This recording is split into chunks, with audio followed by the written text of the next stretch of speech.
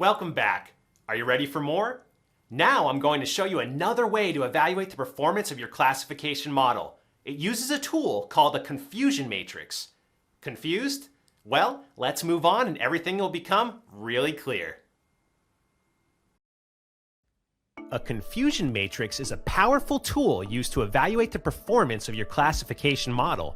It compares the actual target column with those predicted by the machine learning model. A confusion matrix lets you look at the combination of true, false, positive, and negative. In the superhero analysis model, the confusion matrix would look like this.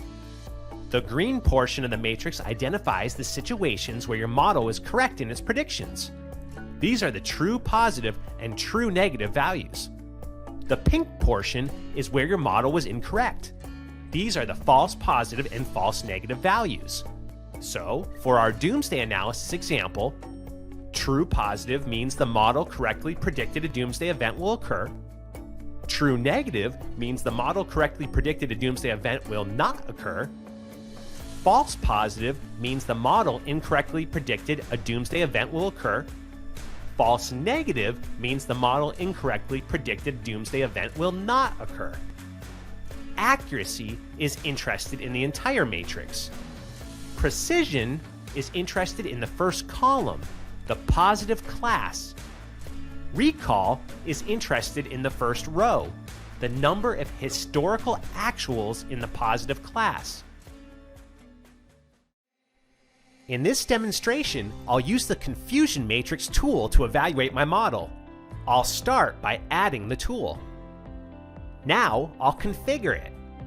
For actual, I'll select doomsday event likely to occur. This column holds the actual values based on historical data. For predicted, I'll select prediction. This column holds my model's predicted values.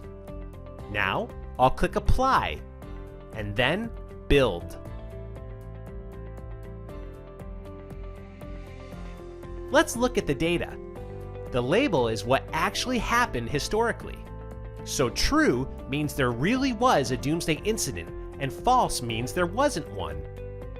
The two predicted columns are what your model predicted. So, this table maps to the confusion matrix. Let me show you how. Here are the true positives. An incident occurred and your model predicted it correctly.